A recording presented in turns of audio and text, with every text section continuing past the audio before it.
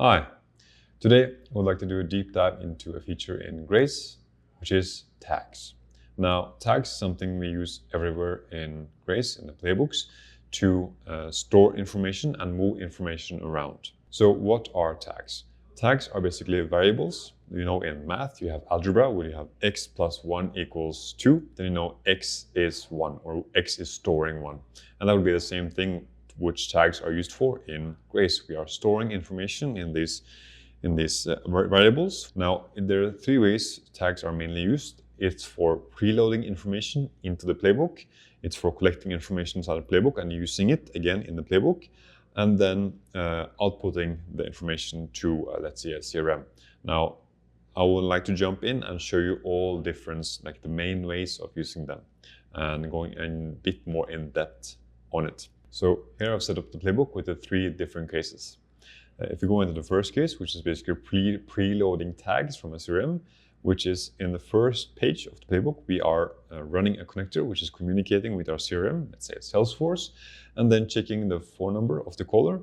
Is this a current lead? Then yes, it then gets a bunch of information and stores them in tags. Now this is already created in the connector. If you would like to get to know how you can do this for your Salesforce system, we have a video on that, another YouTube video. But then, so the information is stored in a tag we've already set. And how we're going to use this in the script is we're using the hashtag. And now we are calling up the tags. So you saw when I put in the hashtag, I got a list of all the tags which are in this playbook. You can also create a new one, it doesn't matter. But the one we're going to use, because we already pre-created it in the connector, is customer name. So hi customer name. So customer name is the variable holding the information. So let's say I'm calling up, it'll be, hi Sebastian, how can I help you today? So it's a dynamic information system. And then I would like to go over the second way of using it is when you, of course, you collect information in the playbook, and that's how you also store them in tags. So let's say, for example, I would like to ask the caller's name. I don't have it, so I would like to ask it. So I ask it in the form fields right here. What's your name? And then I choose the information type, which also is important to choose the correct information type depending on the information you want Grace to collect. This is for correctness of information and making it easier for her to collect it, but also for outputting it. So here is the first name we would like to collect. So we have the tag name, which is caller first name. This is the variable name we're saving it in. And then in the next page, you can see we are thank you caller name, which is the information we saved here. We're using it again in the playbook. Thank you caller name. And that's kind of how you can personalize, let's say in the beginning of a flow, you're asking for the name, and for the next pages in the playbook, you can kind of personalize it for the caller, like thank you caller, thank you Sebastian, something else you would like to know Sebastian, and make it more personalized. And of course, you can use this information dynamically in your logic nodes based on the information the caller gives you, where you want the caller to move. So for example, let's say I'll show you a simple logic node right here, which we basically have the caller, we would like him or her to say the number 1.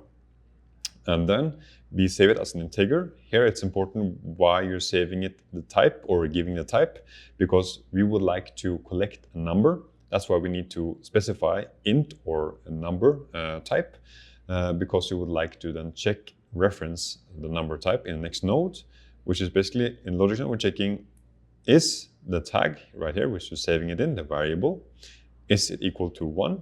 If it is 1, then we go to the 1 page, which is set up here.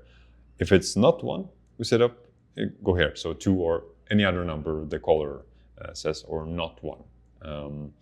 But why it's important here to then put the integer type is because if you would put, let's say, a free response type, it would take the number as a text, not an int type, which is a number type. So, but then this logic node wouldn't work. So usually the logic node can recognize the tags information by itself, but when you're collecting it, it's important to put in the type here. And of course, the last main way of how to use tags is, of course, outputting the tags or using them somewhere else in another system or CRM. And of course, the normal use case, for example, for lead qualification or collecting information from the customer, is you have a questionnaire, what's your name, what's your last name, address, and your phone number, and then you see collecting you choose the correct type for the information, caller first name, last name, address, caller mobile. Of course, if you don't have a specific type of information, you can of course choose free response, but we are collecting specific types. That's what we're choosing here. And we're collecting in all these tags. And then in the next page, we are running a connector, which is a Salesforce connector. If you would like to know how to do this, you can check out our Salesforce video on YouTube.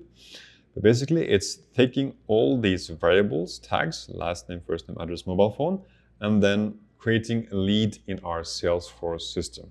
So it's stored, the information of the caller is stored in these variables or tags, and then it sends it or converts it to Salesforce using this connector. That's the most important part you need to remember here. And of course, this is the last way. So first, preload information from a system, collect information inside the playbook and use it in the playbook, and then output those tags to a system or CRM. And one last thing about tags is that the information stored in tags is stored in the current instance. So let's say you have a call flow here, we have an inlet, and then for each new customer, there's stored new data, but then the information is stored throughout the whole flow. So here we have an inlet and then a bot node, which we have our one playbook, but then for some reason or another, you want it to be transferred to another bot in the same call flow for doing a different task, depending on what the caller answers. And the tags collected here, or the information collected here, will be then transferred to this one. So all the information will stay inside the same instance.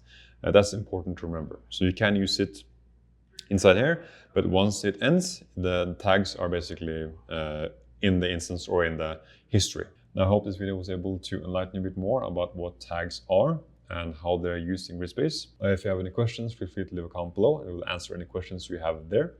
If you would like help with maybe setting up a flow like this yourself, you can send us a mail at inquiries@gridspace.com. Okay, thank you for watching.